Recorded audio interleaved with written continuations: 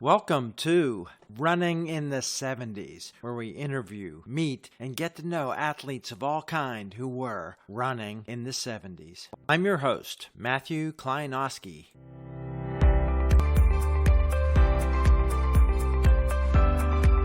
Today on the podcast, we're with a cold weather runner and cold weather coach, a historian who started right at the beginning of the decade of the 70s, who documented a long history of successful running in Minnesota many decades before that. Welcome today on the podcast, Paul Hall. Hi, Paul.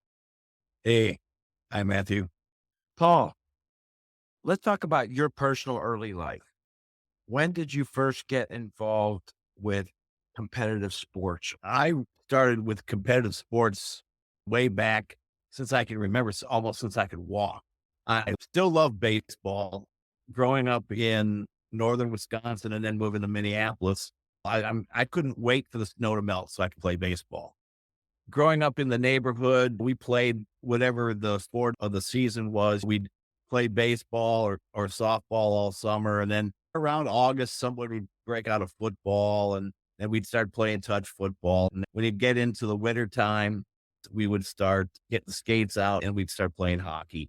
In 1970, I started 10th grade. In homeroom, my teacher was Bob Hoisington. He said, now boys, you should get into some type of an extracurricular, either sports or something. The only sport right now in the fall is either football or cross country. I was sitting next to this guy I just met, Mark Holland.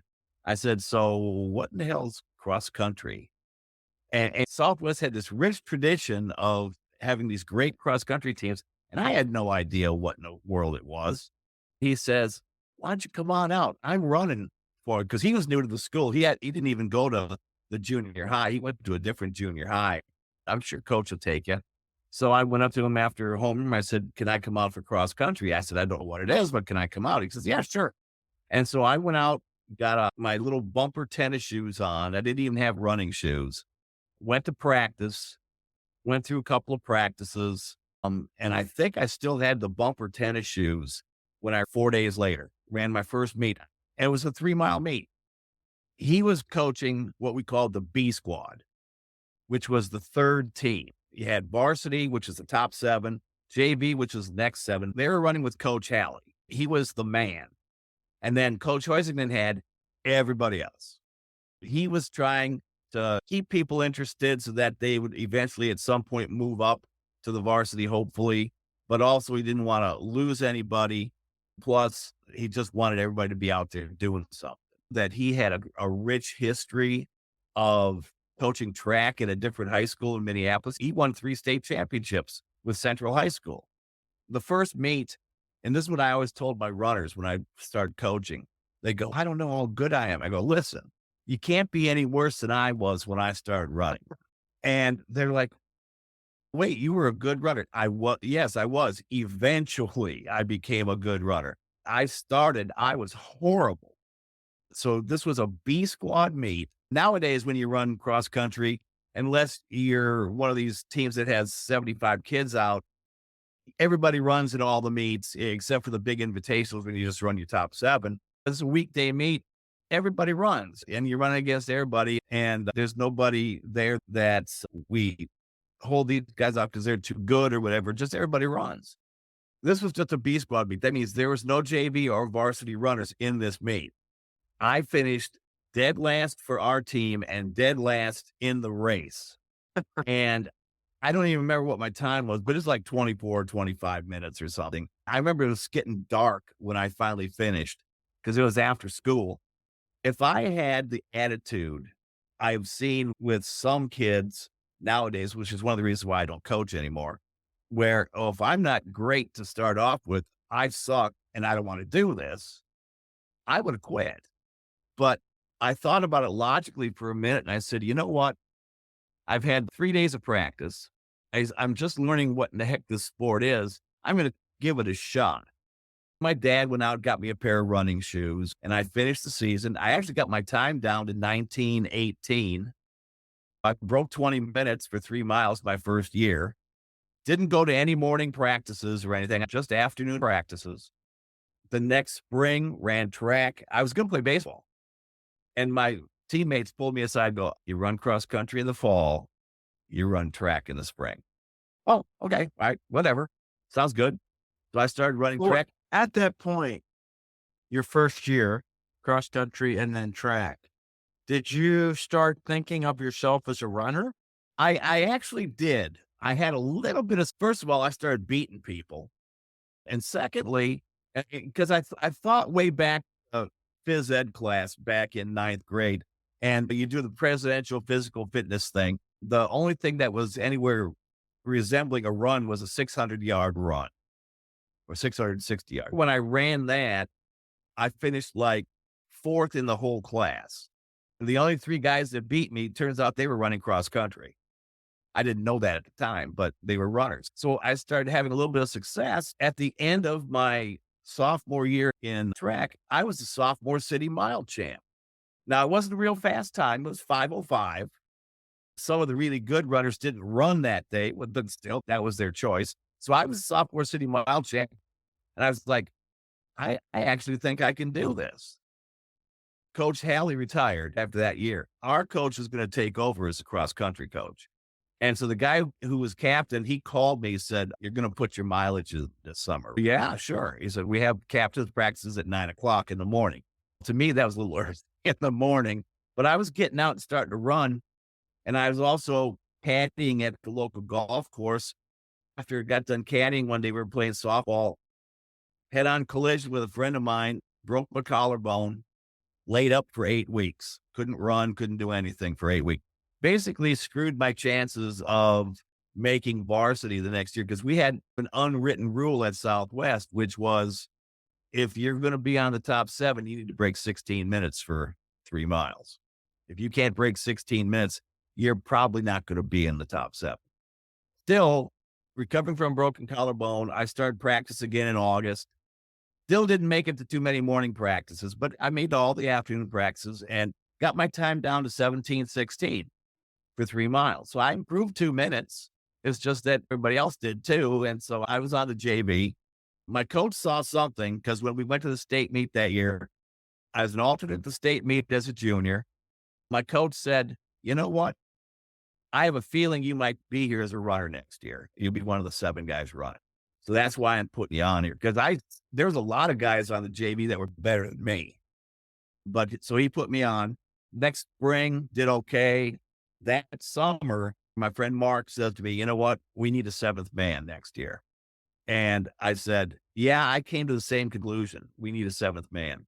He said, "I think you're it." I said, "I'd like to be." And he said, "Okay, then I'm going to take you under my wing." He was a much better runner than I was. And we ran together most of the summer. Now, he still did some of his workouts with other folks, and I still did some of mine on my own. But we pretty much ran every day, twice a day, all summer. I put in my 800 and however many miles it was that summer. We get to practice the first day. So going into fall 72, I had no clue where I stood. I just knew that I had improved a lot because I had run with Mark all summer. We started running, and right away I established myself in the top 7. And I moved up to as high as number 5. We had an injury on the team that kept me like 5 or 6. And the guy who had the injury came back for the state meet. I ended up beating him, which was significant because I actually out sprinted him in the state meet. Considering the fact that it was the year after that, he set the state record in the 800 meters, and it stood for 15 years. And I out sprinted him. Of course, it would help that 2 guys cut him off as I went, and he couldn't get around. He was a lot bigger than I was. He didn't get through like I did, but I ended up being the 5th man on the state championship team.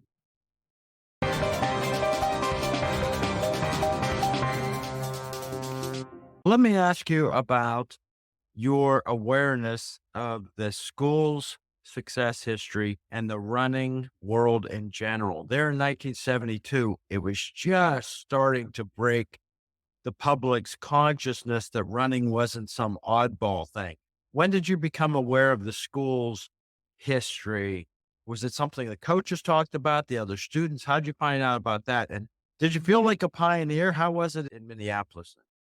The coaches kept telling us about the history of the school. And then some of the older runners would come and talk to you, the ones that had graduated. Because every time we go to the state meet, these guys would all show up with their letter jackets on, go, "Oh, I remember that guy." And they would say, "Look, we don't want to not be successful, so let's go." And we got reminded of how many state championships they had won. Overall, we knew that we were just getting into the running boom, because I remember when we would run in the streets and stuff, we had cars that would drive by and yell stuff at us. "What are you guys doing? Get a horse. What is going on here?" Obscenities at us and stuff like that. Like, why are you doing 72 was an Olympic year. And so we were keeping track of who the good runners were in 72, and Frank Shorter and all those guys. And I had a much keener outlook on how to watch running. And when I watched the Olympics, I watched track and field much more closely than I used to. I patterned my running style after Steve Prefa, because I know he liked to just get out and go. And he didn't care about who he was running against or where he was running. He just said, "I'm going to go out. I'm going to do this. Beat me. And if you beat me, great, but you're going to have to run your eyeballs out to do it." And so I had the same attitude when I ran.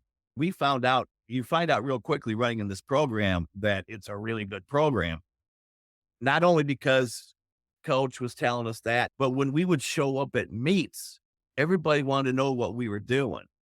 And they're paying really close attention to what we were doing, and just in general, paying close attention to us. We had this big target on our backs all the time. Sure. How did you feel competing inside your own team, trying to make the top 7 and competing against other people? How was Hang on. that? It's funny because I had no idea when I started my senior year where I was going to be. But once we started practice, then I realized that I was there. I thought, okay, I got to keep up with these guys. I can't slack off. I was doing well. Coach was nice. He goes, "Looks like Paul got a little tough on us over the summer." I looked who I was running against. There's 3 of us that were in the same area: Scott Landis, Scott Johnson, and me. And after our first meet, I decided, I didn't tell anybody. I just made this internal goal. I was never going to lose to Scott Johnson that year, because I knew. That sounds very competitive, but Yeah, goal oriented anyhow. Yeah. Yeah, and not only that, but it's funny because he is the guy who would pick me up every morning and go to practice. He'd drive by, pick me up, we'd go to practice. And but at the same time, I'm like, he's not going to beat me. I'm never going to let him beat me. And he did. He did not beat me all season, because we had a top 8. And I knew that the number was 7. You only run 7 people in the big meets. And I didn't want to be the odd man out. And I knew that coach was not just going to put me up there because I was one of the 3 seniors on the team. I still had to earn my spot. And so I was like, no, I just don't want Scott to beat me. And he never did.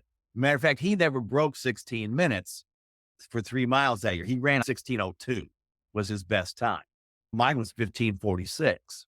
I finally broke 16 minutes. That was a terrible course. It was a golf course, and it was just all up and down. There was no flat pieces to this course at all. You either flying downhill or killing yourself going uphill. The whole course was like that. I knew that, like, our top 4 guys probably wasn't going to make the top 4. It's too bad that I got hurt that year before, because if I hadn't, I probably would have been in that top 4. That happens. But I wanted to make sure I maintained my spot. I beat Scott Landis a couple times. He beat me a couple times. He established himself as number 5. I was number 6. And then when Lieb came back, Scott Johnson was the odd man out. And I ended up beating both Lieb and Landis at the state meet. Ended up being number 5 guy.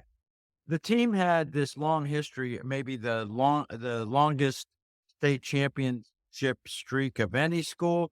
What was your team's success in those 3 years at the state meet? When I started running in 1970 as a B squad, that was the second year that they won the state title.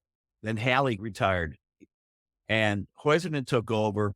When I was a junior, we won the state title again for the third year in a row. When I was a senior, we won it for a fourth year in a row. And one of our motivations that year was me and John Czar and Mark Holland. We were the three seniors. I was like, there is no way in hell we're going to screw up the streak when we're seniors. And we didn't. John was the top runner.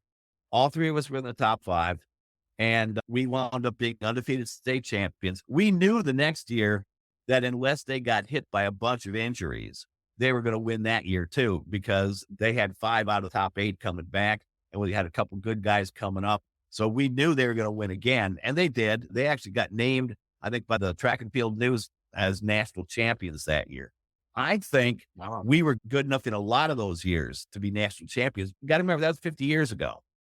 There was no internet. There was really not much event news when they were a monthly magazine, and they were always at least 1 or 2 months behind what was actually going on. And so you never really knew what was going on. Not like nowadays where every week I get an email from DieStat telling me what I keep track of all that. And so I know all that now, but back then you didn't know any of that stuff. As a matter of fact, most state associations, you weren't even allowed to run against schools from other states. You were only allowed to stay like in Minnesota or in Michigan or whatever, and you couldn't run against other schools. Nowadays, it's very common to go out and run against other schools in other states. Southwest had the long success period under the head coach. How smooth was the transition in your junior year to the new coach? I didn't know this at the time, but my coach told me this actually. He said that when Hallie retired, the athletic director came up to him and said, "So you want the hot seat?" And he goes, "Oh, hell yes." And so he took over, but we could tell why Hallie retired. He had won a state title, so he's going to go out on top, and he was coaching the top 14 guys. 12 of those guys graduated. So he only was going to have 1 or 2 guys coming back. He saw, the B squad guys coming up, but I don't know if I want to have to redo all this. He left out of respect for our program. When we started the year, when I was a junior, we were ranked 3rd in the state behind, I think, White Bear Lake and New Richland or something, just out of respect to the program because we've been so good for so long. And when Hoyt know what he was going to do, what he did was he just got a hold of old diaries and reworked a few workouts, basically was doing basically the same workouts that Hallie was doing. He tweaked them a little bit and put his own little thing in there. But he said, if it ain't broke, don't fix it. Let's just keep going. He had the kids do the 1,000 miles over the summer. And by the way, that's 12.5 miles a day, every day, all summer, just to let you know. I think the key more than anything is that summer running because not everybody does it. But you got almost nobody did it back then. Here's one thing I think if we reflect, the people listening to this, I think a lot of them will be sitting there and said, "You had an assistant coach for cross country in high school?" I assume you know that this program was fairly unique. It wasn't the only one. Teams at that elite level certainly had similar levels of coaching and summer organization. But it's quite different when we think back to more than 50 years ago, this kind of program. Oh, yeah. Nowadays, if you look at any of the elite programs, they all do that. But Right. back then, hardly anybody did it. However, it's funny. Part of this is memory. I just found this just the other day on Mile Split. They actually have the results from the state meets from way back then in Minnesota. They must have just put them up, as I remember looking a few months ago and they weren't there. I saw the meet that I ran in. It is on there and my name's in there and everything. I couldn't believe it. Mid-pack runners back then. Now remember, we ran 3 miles back then. And here's the thing is 19 was the first year that Minnesota went to 3 miles. So we had only been running 3 miles for a normal distance for a couple, 2-3 years. And on top of that, most states are still doing 2 miles. So to compare across state lines, was hard because as it's a different race running 2 miles than it is running three. It's a different pace scenario. It's hard to compare those. Nowadays, it's real easy to make those comparisons. But back then, it wasn't that easy to compare state to state. So let me ask something and then it'll come back to you. How had you changed in your mind of your view of yourself as a runner for what would happen when you graduated high school? It's funny because I knew I was pretty good. I still had 4, 5, 6 teammates that were as good or better than me. But I knew that compared to everybody else, I was pretty good because like in the city of Minneapolis, there was 11 high schools. Everybody ran 7 runners. There were 77 runners. I finished 9th in the city. So I was all city and I was number 6 runner for us that day. And the 3 guys that beat me in the city meet were the number 1 runners from 3 different schools. So I figured, okay, I'm pretty good. Mid-pack runners nowadays compared to mid-pack runners back then, that's the big difference between 50 years ago and now. 50 years ago, I was considered a mid-pack runner almost, or like maybe top 1/3, as opposed to nowadays, if you're a mid-pack runner out of say 225 runners, you're like in 112th place or something. And you're Yeah. in like 17 and a half or 18 minutes if you're a guy. Was your school co-ed? Yes, it was. But we didn't have girls cross country at the time. We just had boys. Actually, we did have, but it was not an official sanctioned sport through the high school leagues. They ran a couple of meets and said, yes, we ran, but they didn't practice or anything like what we did. They didn't become a sanctioned sport 1975 or 1976 after Title IX and all that stuff. Then all of a sudden the girls' sports went crazy, and that was good. I'm glad they did that because I ended up coaching girls the last 10 years or so that I coached. I was coaching boys and girls, and my girls had more success than my boys did. When did the idea first occur to you? Did it occur to you while you were in high school that someday I'll be a coach? Someday I'll write a book about my school. Not the book part, but the coach part. Yeah, because I always thought I wanted to be a teacher. I had always been pretty good at mathematics. I'm going to go maybe be a math teacher. I had some pretty good role models in high school for math teachers. My coach was a math teacher. I got accepted to the University of Minnesota engineering school as a freshman, which I thought was pretty prestigious because at the time they had, I think, 3,000 students in their engineering school, and they only accepted like 300 freshmen every year. The University of Minnesota is a huge school, 55,000 students. Most of the people that are in the engineering school transferred in from other schools at the university. Well, I thought that's pretty prestigious. I went in as a math major. I had no idea what kind of math or what everything I was getting into because we didn't even have AP classes at my high school when I was going. So we went up through pre-calculus. I go to college. Calculus started out pretty good.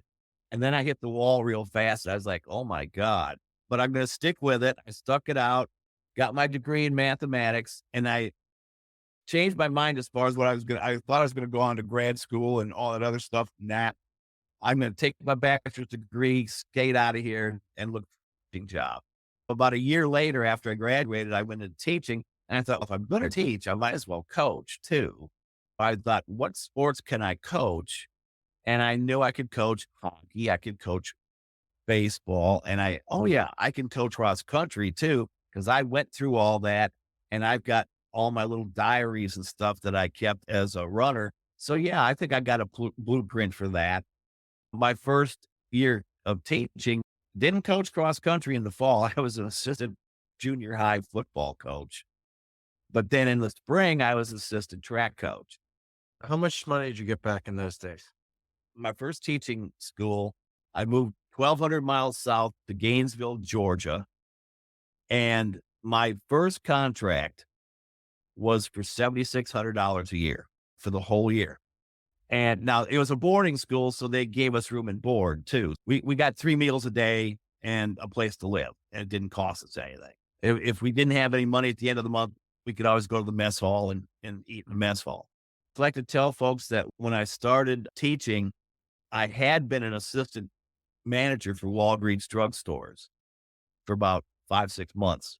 making $4 an hour, but I was working 44 hours a week. So I like to tell folks that when I started teaching, my first teaching job, my first year, I took a $2,000 a year pay cut from a $4 an hour job to start teaching. I didn't crack five figures until about my fourth year of teaching. I actually squeaked over $10,000 a year. Did And coaching get you coach- anything extra, or was that part of the deal? No, coaching was not extra. That was the other thing, was everybody was required to do an after school athletic 4 days a week. It was written right into the contract because the boys had to be fit and everything. They didn't actually have a physical education program. That was the physical education program. So right away I started thinking, if I'm going to do this, I want the kids actually want to be there where they sign up rather than they have to be there for an hour. That's why I was doing the interscholastic coaching. I coached track in the spring, and the guy who was the head cross country head track didn't want to be head cross country anymore because he was in the commandant's office and he was getting more and more busy. And so he recommended that they make me the head cross country coach. And so my second year there, I became head cross country coach. And after about another, I think 1 or 2 years, they made me head track coach. We just basically switched positions. Now, cross country, I was basically by myself, but track, when we switched, then he was my assistant for 1 year. And then he just got so busy, he couldn't do it anymore. And I got somebody else as an assistant, but What was your personality like as a coach? different than what it was when I finished. I was a taskmaster to start with because I knew what it was going to take to be successful because I'd been there, done that. Having to convince these kids that they had to put in all this work, that was tough to do. What I wound up doing was we would start school on Labor Day. The school was only a part member of the Georgia Association. So we weren't allowed to do postseason stuff. We would start on Labor Day, and about the end of the third week of October, right before region meets, we were done because we weren't allowed to do postseason. So I had 7 weeks to get a schedule in, and we had kids that were coming in that hadn't run a step all summer. Generally, how kids are, generally they're in pretty good physical shape, but they weren't in running shape. You know, one of the things I used to tell folks, I go, you can be fit, but are you meat fit? I would get questions like, okay, I've been doing a lot of running on my own, or I've been practicing. It's still not the same as running in the meets, running a race. The question was, how many races do you need to be in optimum racing shape? And it depends on the kid. Some kids can be ready in 2 or 3 races. Some kids, it takes 8, 10 races all season to get them to that point where they're finally racing pretty good at the end of the season. So you have to individualize all that stuff. I convinced the school to let me bring the kids in 2 weeks early before school. We ate, drank, and slept cross country for 2 weeks before school started. We practiced twice a day. We're talking Georgia in August. Okay. We're talking really hot. So we did our main workout at 10 o'clock in the morning and just did a 3-mile maintenance run in the afternoon because it was so darn hot. But we still ran in the afternoon because once school started, that's when we had to practice. I sporadically ran with them a little bit here or there, but I found that running with them, I couldn't supervise them properly. I couldn't stay. I got to the point where I was not in that great a shape compared to my top kids. So I couldn't stay. I was like mid-pack or towards the end sometimes. And so it was just hard for me to do everything that I wanted to do. So that basically convinced me I needed to stop running with them. That's when I had to start trusting my captains. I'd say, okay, you're captain. You're my eyes and ears out on this run. If there's people screwing off, I want to know about it. If there's people that are lagging or you think they're hurt or they're sick, you need to tell me about it because they may not want to tell me. They might tell you. Did your captains tell you?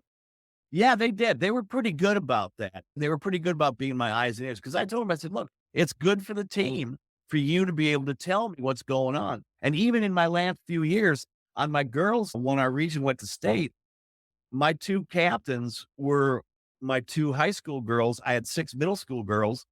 They came up to me early in the season, go, we don't know how much longer we're going to be able to beat these girls. They're getting that good. And I said, don't tell them that. Encourage them to keep improving and keep running and tell them it's okay to beat you. They don't have to hold back just because you're older. It's okay to beat you. We got that across to them. And actually, my top two runners that year ended up being eighth graders. We had a split from number one to number 5 or 6 of less than a minute for 5K. We didn't have that one real big, get that low ticket, but I had enough of a grouping there to where we always did pretty well. Let me frame this for timing. How long did you Okay. stay at that school in Georgia? And did you notice either the place or the timing of the world that the cars quit honking and yelling at runners and things? What was going on there? I started at Georgia in 1978. I stayed there till 85. Then I moved back to Minneapolis. It was probably early 80s when we weren't getting all those bad comments running anymore. It was pretty normal that you'd see people out running. So they stopped yelling at you and they stopped honking and stuff like that. Oh, okay. That's just another one of those million runners out there doing their thing. Plus, all these road races now were getting so populated that they had to, block off streets. So they're like, oh, this must be a big deal. There must be something to this. And so people started paying more attention to it too. It helped that some Americans had some success in the distances. And like Joan Benoit Samuelson won the 84 Olympic marathon. Guys like Steve Scott that ran over 100-mile races where they broke 4 minutes, stuff like that. And that got more and more publicized as you went along. So it became more mainstream. And so it wasn't that big a deal. My kids, when I was coaching, it got to where I didn't have to worry about people trying to run them off the road or anything when they're running. I just had to worry about them because they were kids, which is pretty normal. I wanted to ask you, when did you leave the bachelor life with being a professional full-time worker and started getting in relationships, family? When did your running tail off significantly? You're like, I'm no longer training. I ran off and on probably till about 1994, 95, something like that. I turned 40 in 1995. My family is predisposed to be a little bit larger people than normal or whatever. We're all kind of big folks. I was skinniest, of course, when I was running. Even when I put on a little bit of weight, I never had a problem. Like winters in Minnesota were brutal. And I'd go out and play. Yeah, you think? I'd go out and play hockey or something. And that would be most of my exercise during the winter. But then when spring would come along, I didn't have a problem. Oh, it's April. I think it's time to start running again. I could still go and rip off 5 miles and do it in about 35 or 40 minutes and not have too much trouble doing it. As I got older, now I was living back in Minnesota in the late 80s. So I would still, during the winter as well. As a matter of fact, it's funny, the school where I was teaching, there's a group of us guys, there's about 5 or 6 of us that we all had last period free. And we were all middle school teachers. We decided that we were just going to do a run before school was out because some of us had bus duty and stuff afterwards. We would all do about a 45-minute run last period of the day. Wintertime, we're still out doing our 45-minute run. They were in a little bit better shape than I was, but I still was doing it. And we were still, getting these runs in. I remember running a race in December. The school sponsored a 5K that was around in the campus. I ran that race a couple of times. It was snow on the ground, everything else. It was cool. I think running in the wintertime is very relaxing because you're outside And basically, you don't hear anybody. It's There's not, quiet in the snow. yeah, Yeah, I grew up in Western Pennsylvania, not and even later living in Washington, D.C. when the snow fell and you could get out there. It was the most serene place. yeah. The only thing you hear is your feet hitting the snow. I tell that to people that weren't runners and they don't understand. And I said, it has got to be the most relaxing, serene thing ever because it's just you and outside in the cold, the snow. And you dress for the weather. It's no big deal. Of course, again, I grew up in Minnesota, so you know how to do that. But down here in Louisville, it's 45 degrees. Get out the parkas. I said, what are you going to do when it gets cold? It's like, okay.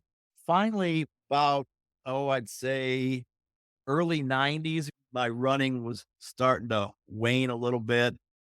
I say 1995 because I moved here to Louisville in 92. I still was doing a little bit of running off and on. Not end of 95, I got married. I was teaching at a new school. We had our first kid about a year and a half later. And all of a sudden things were really busy and running just went to the backside a little bit. And I also hurt myself. I don't remember exactly what it was, a hamstring or something, and to the point where I just couldn't run much anymore between teaching full time, having a wife and a small child at home, and coaching 2 sports on top of it. I just didn't have time to run anymore. It just was not a thing. My kids are grown now, but I'm a walker now. I don't run anymore.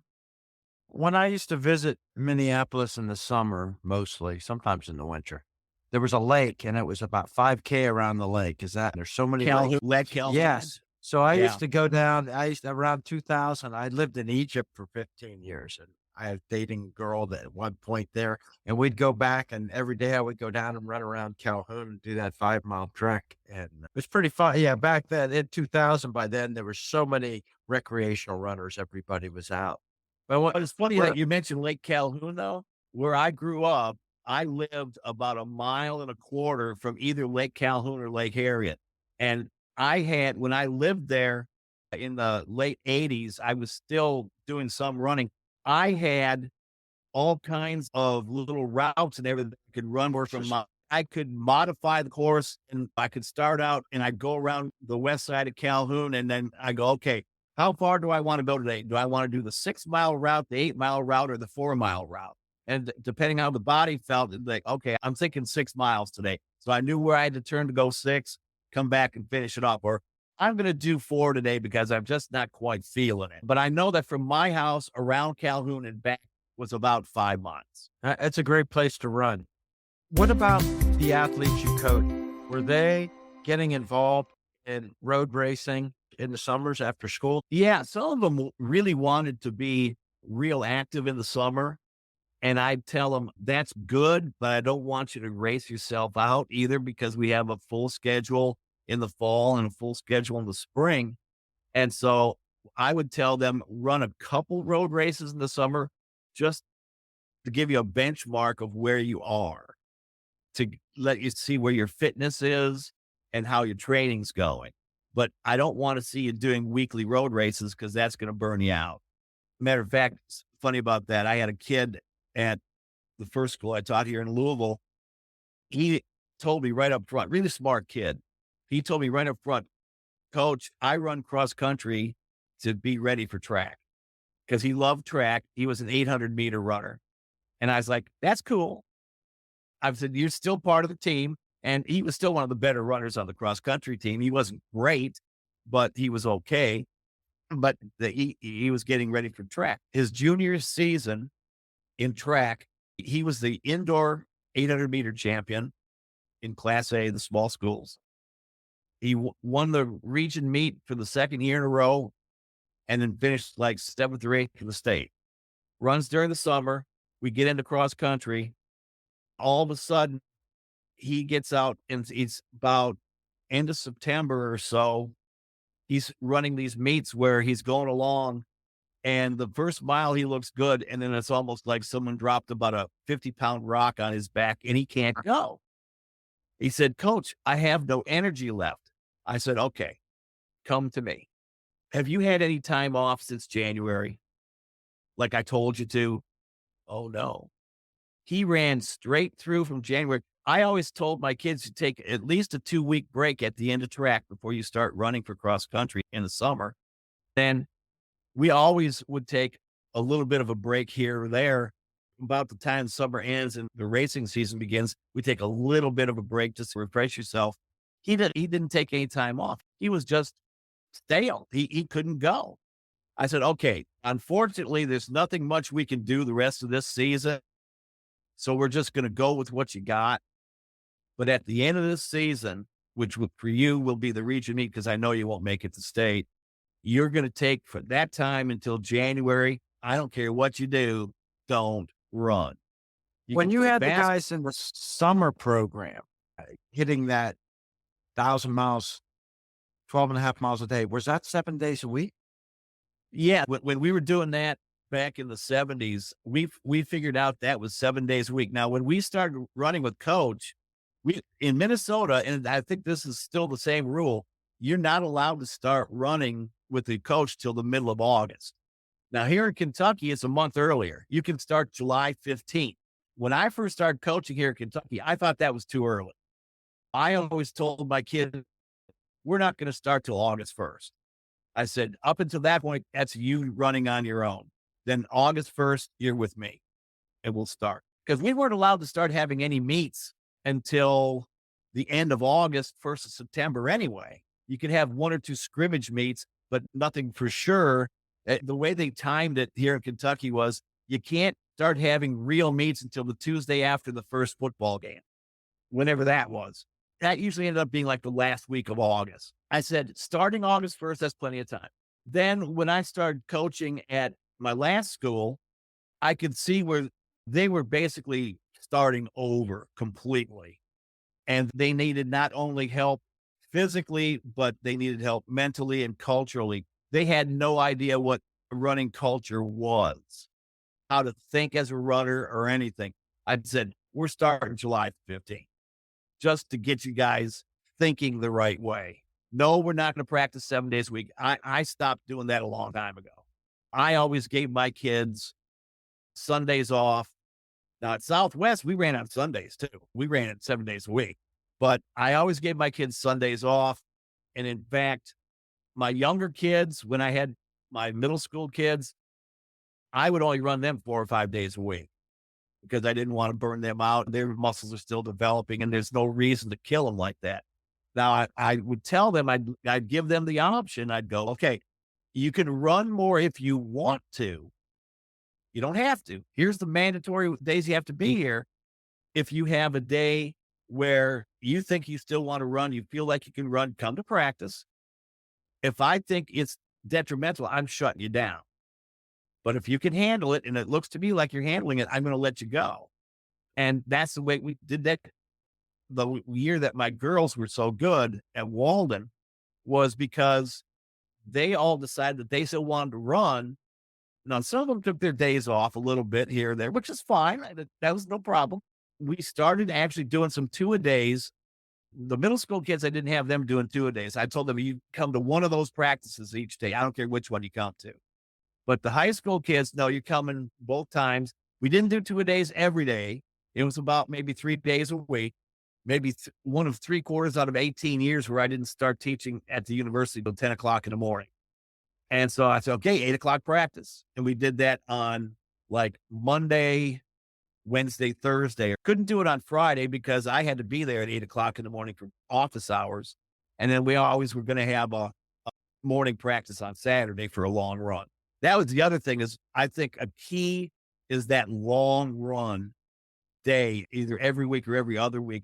You put in a run equal to 3 or 4 times what your normal race distance is. It's more psychological than anything else. If you can handle 10 miles, 3 is a piece of cake. Yeah, it's still good for you cardiovascularly and everything else, but it's also psychologically, hey, I just did 10 miles. I can run that 3-mile race. That's not going to be a problem. So that Let me ask you about the Minnesota running scene. Were you plugged into the running scene, Ron Dawes, and some of the other world-class runners that would go to that race? I knew about them. I wasn't acquainted with any of them, but I knew of them. Steve Hogue, Ron Dawes, Dick Beardsley, guys like that. I knew about all the good Minnesota runners. I didn't know them personally, but I kept track of them. There's a organization, I think it's still going, the Minnesota Distance Runners Association. But I was a member of that for a while back in the mid to late 70s. And then, of course, I moved away from Minnesota, so I stopped my membership. But I was with them through college and a little bit after college. And it's a good organization. They have those pods where they have those Olympic level runners that run in different areas. Minneapolis has one of those. The Twin Cities has one of those. I don't remember who the coach is or anything now, but they started that, I don't know, 15, 20 years ago because it's a nice place to run. It's a great place to train. There's buku, millions of places where you could go and run. And that's one of the things that, speaking about culture, I was at the military school where I first started coaching, was they wanted us to always run on the track. I go, yeah, we will in track season. I said cross country, and this is the same thing at Walden here in town. The headmaster wanted us always to be using the track. I go, yeah, we will be during track season, but cross country is not run on a track. It's run on grass and dirt and mud and hills, and there ain't none of those over there, the track. So that's why we got to go to the parks and run. And the more different terrains and different scenes and scenarios that you can encounter in practice, the less bad stuff is going to happen to you during a race. And that's one of the things that Coach Hoisington, who's my coach, he was all over preparation. He was constantly talking to us about preparation. We ran on golf courses, we ran hills, we ran around lakes, we ran on roads, we ran on dirt paths. We were all over the place. And he wanted to make sure that we hit all the different terrains, all the different types of things. He talked to us about what you ate before a race. What do you eat during the day? But this is in the 70s. He was talking about nutrition. Yeah. This is in the 70s. Every afternoon after practice, there was this spring by Lake Harriet. There's a pump that you got spring water, gallon jug, 3-gallon, something like that. And he would get spring water every day. And it's nice and cold, drinkable. And then he'd take that to practice. At the end of practice in the afternoon, every day with our water, we would take wheat germ, vitamin E, and vitamin C every day. And by the way, that came out of his pocket. He would buy that stuff himself and he would try to get reimbursed by the school. I don't know if he ever did, but all that stuff came out of his pocket. Did you take any of those ideas and implement any of those with your teams, this nutrition Yes. or vitamin stuff? Later on, with my later teams, all the kids had their own little water bottles with them. So I didn't supply water. But before that, I always had a jug of water at practice. I said, especially down in Georgia, you got to stay hydrated because it's hot. I had one kid down in Georgia who passed out at afternoon practice because of the heat. He ended up being in the hospital overnight one night because he had heat prostration. And then we couldn't let him run for 4 or 5 days until he had recovered completely from it. But yeah, the water and the preparation for meets, I always knew that you would take a good slug of water, maybe 45 minutes to an hour before you're going to run. 45 minutes before race time, you start your warm up. You go ahead and jog, do some stretching, a little more jogging, then come back to the blankets. I always had a tarp down with blankets, come back to the blankets, have a nice place to sit and stretch. Now, later on, it got more fancy. We had tents with everything like that. Nowadays, everybody has tents and come back and stretch. That's where the camp was. You leave, do your run out, ready to go. And I tried to get them into a routine because one of the things I learned from Hoisington was the more you get into a routine on race day, the less the runner has to think about and they can concentrate on their race. But the other thing I learned from him, and I sometimes didn't get this across to the kids as well as I wanted to, was what's your race plan? What are you going to do today? What are your splits going to be from this race? Are you going to go out quickly? because sometimes you didn't know the course. You weren't quite sure how you're going to see a little bit touchy feely a little bit at the beginning. But if it was a course you'd run before, you knew what to expect on the course. So you didn't have to worry about that part. Just, okay, who's my competition today? And I'd tell them, look, this is where running your own race comes in. You need to think about how you want to run your race. If you do your race, everything else will fall in. And one of the things that I also did, again, try to get this across to the kids during training, every time you run a training run, unless I tell you otherwise, I want you to finish that training run with a hard finish. My definition and Coach Hoisington's definition of a hard finish, though, were a lot of times different from the kids. Their definition of a hard finish is, oh, I have 100 meters to go. That's not a hard finish. It's a nice show for the fans, but it's not a hard finish. Hard finish is last 800 to 1,000 meters. You're now accelerating. Every step, you're going a little bit faster. Every time you're building into that sprint. And I tell them, I go, last 800 to 1,000 meters, nobody passes you. You're doing the passing. You've been practicing this way. This is what you're going to do. You should just kick in. Of course, I get some smart aleck kid going, what if the guy is a whole lot better than me that I'm running next to? I'd go, newsflash, he won't be there. He's going to be way ahead of you all. If he's that much better than you and you've only got a half a mile to go in the race, he's already got you beat. You don't have to worry about him. You just worry about the people that are around you. But you should not get past in those last 800 to 1,000 meters. You should be doing the passing. And if you've done your workouts the right way, that should happen all the time. Running, racing is not a sport that has ice hockey 2 breaks or halftime where the coach can talk to the kids. So what did you do in terms of debriefing after races? If I could see anything during the race, because you know how cross-country races are, they're so spread out and everything. And me not being as mobile as I used to be, I couldn't see everything. And I wanted to be at the end to get their final time, if for nothing else. I can think of a couple courses here in town where I could actually get some splits because the split places were right near the finish line. So I could just get there, get the splits, get them written down, and then get back to the finish line. Of course, nowadays, just about every meet is fully automatic timed. So getting back to the finish line is probably not that important anymore. But getting those intermediate splits, I think, is really important because I can analyze the race and see what they were doing and say, hey, your middle mile was not very good. You did this on your first mile and this on your last mile. What happened in between here? For example, at the state meet where my girls ran, the course is at Kentucky Horse Park. The first mile and the last mile are relatively flat. They're not real flat, but it's pretty flat. The middle mile has a couple of big, so you expect the middle mile to be a little slower. The good news at the Kentucky Horse Park is that they have a mat at each mile marker. So I didn't even have to take splits. I could just be out on the course yelling, and I got the splits at the end of the race. And I could look at them and go, oh, okay, we did well here. This was okay. But the last split is the 1.1. And so you figure that's going to be a little bit slower too. But a lot of my girls, their last 1.1 was faster than their middle mile, which tells me, because one of the things I thought was they went out too fast on that first mile, because a lot of them were right around 6 minutes. A couple of them were under 6 minutes, which was faster than they'd gone all year. But I told them to go out and get out.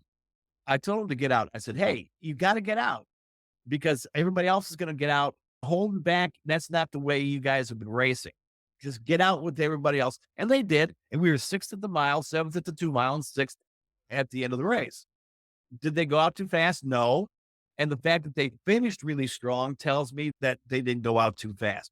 But at the end of a normal race where you don't have stuff like that, if I see them in the intermediate parts of the race, I'll tell them, I'll go, look, that person there shouldn't be ahead of you. You need to be ahead of that person. You need to beat that person.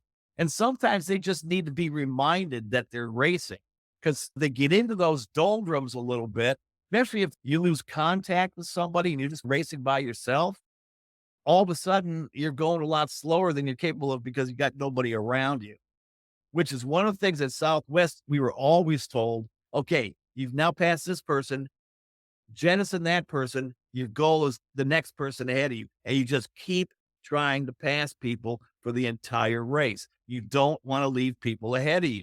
Don't ask permission to go by them. If they're going too slow, just go around them and move along and go on to the next person. That's one of the things I tried to get across to my runners to go, look, you don't have to be social and stay with this person. If they're going too slow, just go by them. Don't ask, just go. I always wrote up a summary of the meet afterwards. I would get on my computer, put their splits in if I got splits, put in their final times, put in how I thought the meet went, give the final score of the meet, get it copied off and give it to them to practice the next day. We'd go over it in more detail the next day. But I always wanted them to have a hard copy of what the meet was so that they had an idea of how they did, not only in comparison to their teammates, but in comparison to everybody they ran against. Now, some of these meets, we were a small team. We were going against these big schools. I told them, I go, look, I don't care what happens with St. X. I don't care what Assumption does. They're big schools. They're in a different class. When it comes to postseason, we don't care about them. All I care about is how you do against these smaller schools. And that's all I'm going to worry about. So I want to see how we do against the little schools at the end of the day. If you end up beating some of the big schools, wonderful. If you don't, that's okay. I don't care about that. All I care about is our competition. It doesn't matter what the color of the uniform is. If they're near you, you got to try to beat them. You got to go with them and try to beat them. It's being competitive. Let me ask you about your transition out of coaching. How did you end your career there? And then I want to ask you about your whole process of writing the book, running high school cross country the Southwest way. I had an unwritten rule. If I don't teach there, I shouldn't coach there because I saw guys and girls that would come in to coach and they didn't teach there. I saw the difficulties, like they don't know who was in school today, blah, blah, blah. They don't know what's going on. And then all of a sudden they get to practice and part of their team's not there. And I said to myself, I don't want to do that. So what happens, the last 3 places I coached at a place where I was not teaching. And after I left St. Francis, I started teaching at local college here. And I thought, coaching wise, I'm done. I actually coached at one of St. Francis's competitors for 1 year, coached track. We did okay.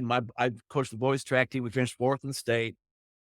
They didn't invite me back or anything. I was like, okay. So I was also a registered official. So I was getting my fix by officiating. I thought I was done. And then a guy was coaching one of the local public schools. He was looking for somebody who could be his assistant cross country coach. And I saw the name and I recognized the name. God, this guy's a good coach. He coached at another school who had 3 or 4 state championships. I debated whether or not I wanted to do it. So I said, okay, yeah, I'll apply. And so he said, come on in for an interview. We talked. This is where I actually met him and we're still friends today. He said, Paul, I want you to be my coach. I have to go run through the athletic director, but to be my assistant coach. I looked at him and go, I have a reputation.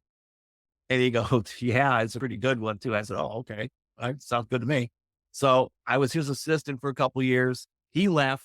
I became the head cross country coach for about 2 years. And then something happened where I didn't do a clinic or something.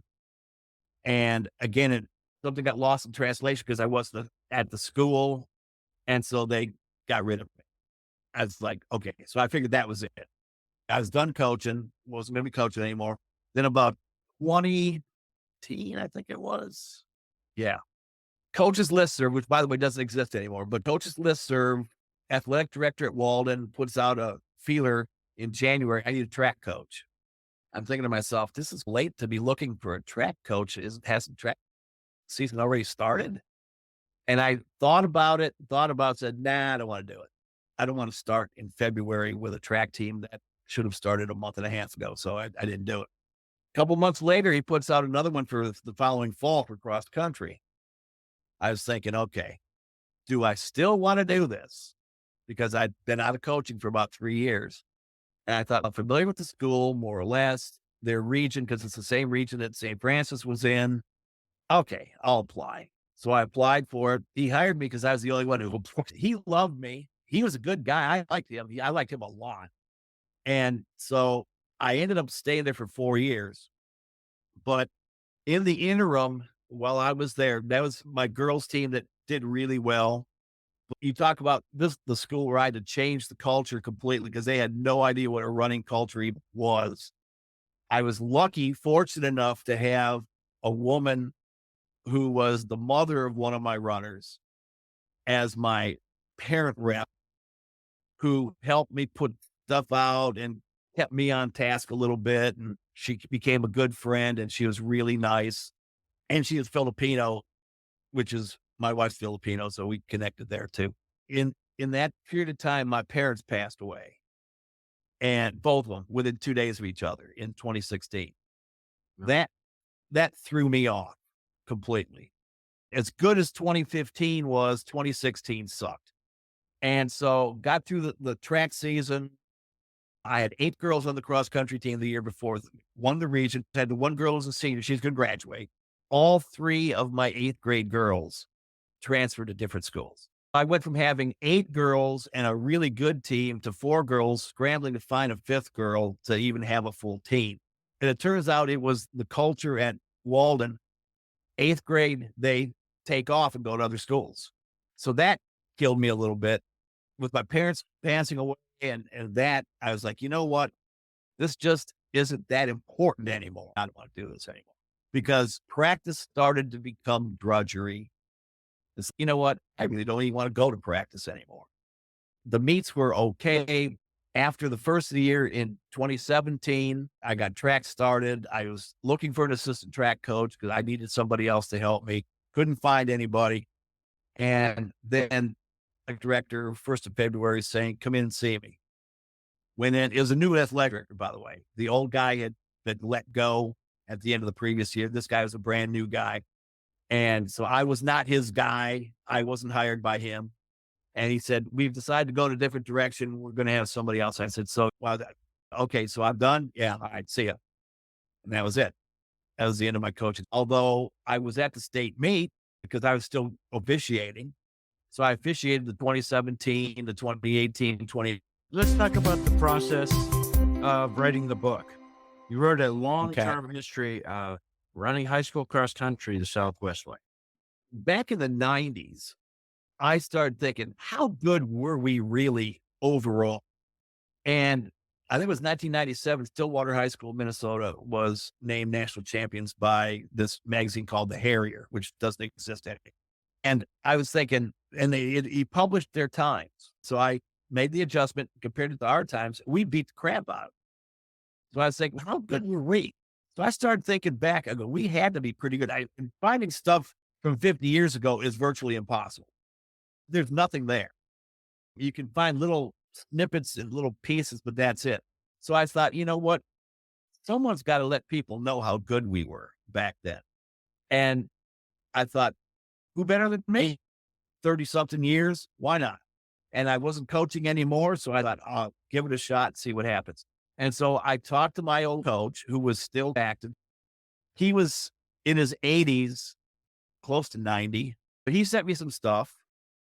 And one of my former runners, teammates, had digitized his diaries from his first 3 years, 1971, 72, and 73.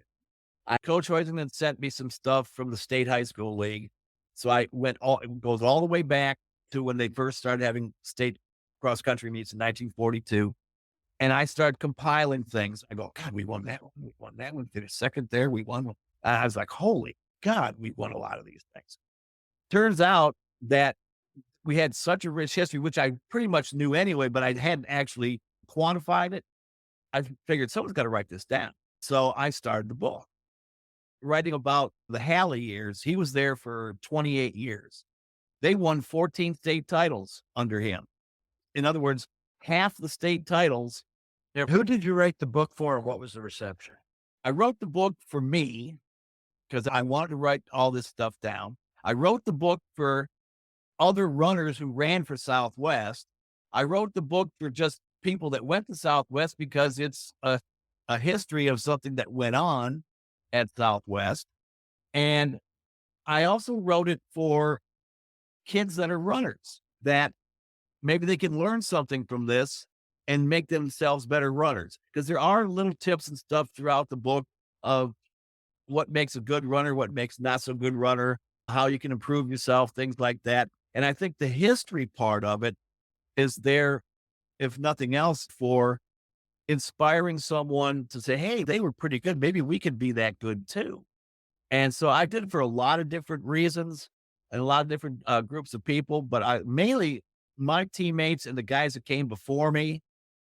But also I wanted to brag a little bit about the school because, hey, we were pretty good for 38 years. And a lot of folks don't realize that. Just recently, I had a 50-year high school class reunion. So leading up to that, one of my classmates called me to remind me of the reunion. I said, by the way, Louisa, did you know that there's two things I wanted to tell her? I said, did you know that the high school has started a Hall of Fame? She didn't know that. And did you know that I wrote a book? She didn't know that. I said, okay. So I just wanted to tell you that. And I said, I think what would be a great thing at the reunion would be to recognize the people in our senior class that are in the hall. Well, there's four of us, me, Mark Holland, John Czar, and the guy who was our class president, Jay Pivick, who ended up being a very good college basketball coach. And we're it. We had 420 people in our graduating class. We're the only four people from our class that are in the Hall of Fame. So I said, I thought it would be a good idea to recognize us at the 50th reunion. She goes, I think that's a great idea. And by the way, you wrote a book and we'll raffle it off at the dinner. Oh, sure. So I and about 5 other people that had written books all donated our books and they got raffled off at the dinner. So what's next? You've written the book. Are you still an official or are you still a fan of the sport? Oh, yeah, I'm still a fan of the sport. I was camped this past summer watching the World Championships of track and field and then the Diamond League finals. I was watching those. And by the way, as a matter of fact, I got a little perturbed. There's a guy, I'm sure you've heard of Yaron the Goose.